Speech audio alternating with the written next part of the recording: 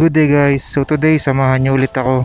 Meron tayong schedule. Pero this time, papakita ko sa inyo kung ano yung ginagawa natin. O kung ano yung tinuturo natin sa mga clients. So i-record ko mamaya yung training ng mga clients ko.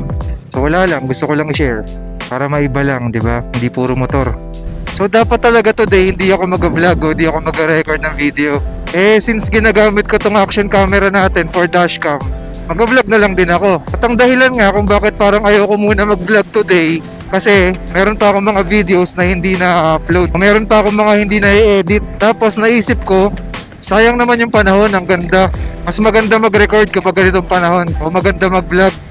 Mas maganda yung kuha natin, kumbaga. Hanap muna ako ng hihintuan kasi adjust ko lang tong mic.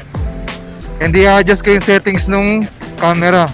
Plus kung napapansin nyo, parang medyo kulob yung boses ko. Medyo makapal tong gamit kong balaklava. So ayusin lang muna natin. Dito na lang siguro. Tabi muna ako dito.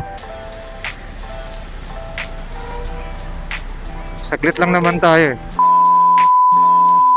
So ayan, naayos ko na yung camera. Yung settings. And binaba ko muna yung balaklava ko. Yung mask. Para mas clear yung boses natin. Kasi parang nahihirapan ako magsalita eh. Medyo makapal tong balaklava na gamit ko. Bali suot ko pa naman din yung balaklava. Kaso lang binaba ko yung yung mask niya. Ino-open ko na lang. Para makapagsalita ako na maayos. And eto, binaba ko na lang muna yung visor para hindi masyadong maingay. So mababawasan natin yung ingay sa labas. O yung ingay ng paligid. Delikado yung ganyan, no? Tingnan mo. Yung bag matatakpan yung brake lights o yung tail light. So hindi makikita ng kasunod mo kung nagpipreno ka ba o hindi. Kasi yung angkas mo natatakpan ng bag yung tail light niya. So dapat check nyo rin kapag ganun. Kung yung angkas nyo ba natatakpan yung tail light, yung signal light, yung mga ilaw nyo sa likod. Kasi for safety yan eh. And minsan din kapag yung yung angkas nyo may dalang bag na malaki o may bit-bit. Minsan 'di ba nilalagay sa gilid. So kapag tumingin ka sa side mirror, minsan nakaharangan kasi nilalagay nila sa lap nila. So minsan makikita mo kapag lingon mo sa side mirror, wala ka na makita kasi natatakpan. So kapag ganun, dapat yung bag nung nyo, yung mga backride nyo, dapat ilagay nyo na lang sa meron gulay board yung scooter nyo, yun, lagay nyo na lang sa harap. O kung meron kayong ibang lagayan na hindi maharangan yung safety ng motor nyo. A few moments later.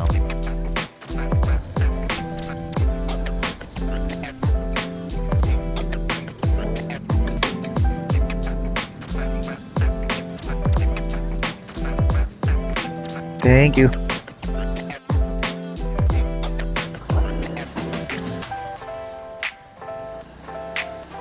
Okay, at ito na nga. Nandito na tayo sa village and papunta na tayo dun sa bahay ni client. So dalawang bahay yung tinuturuan ko dito, dalawang family. Mga magkaibigan din sila. So ganun lang naman nag-work yung trabaho ko referral. Kaya kailangan marunong ka makisama at matino kang kausap. Bukod pa doon, dapat matino ka rin magtrabaho para i-refer ka, di ba? Kasi paano lalaki yung network mo kung hindi ka maayos kausap, hindi ka maayos magtrabaho, di ba? Gusto mo kumita ng mas malaki, ayusin mo trabaho mo. Gusto mo marami kang kliyente, meron kang business or something, ayusin mo yung trabaho mo o ayusin mo yung serbisyo mo. So tara, trabaho muna tayo. At ito nga yung gagamitin natin, boxing mitts. So yung ibang gamit sa kanila na. Ito lang ang dala natin. Kasi ang involved dyan kapag may spine, yung mga heavy movement like RDL, squat, bawal yan.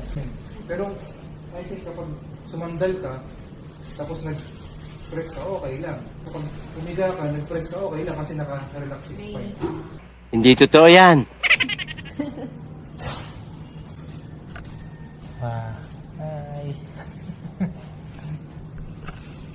Meanwhile.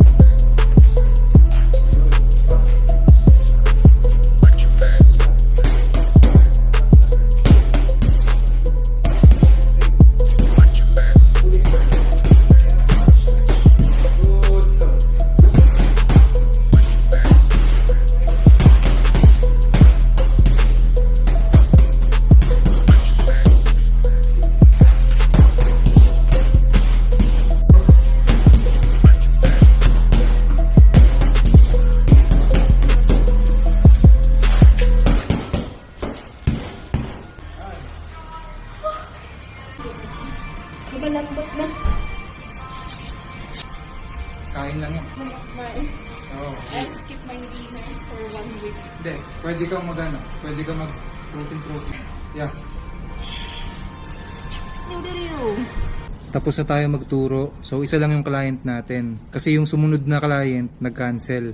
Wala sila ngayon. Ito yung mga gamit natin, nakakalat pa, ayusin lang natin. Tapos binigyan tayo ni ma'am ng pang merienda, pang snack. Woo! And ito parang, sabi niya, parang glutinous rice daw. So check natin to mamaya, tikman natin mamaya. So ito yung itsura ng isa, mukhang masarap. Sabi parang meron daw glutinous rice sa loob na ito. Pero kailangan initin para medyo lumambot. So that's it for today guys. Thank you for watching and kita-kita tayo sa next vlog. Keep safe. Peace.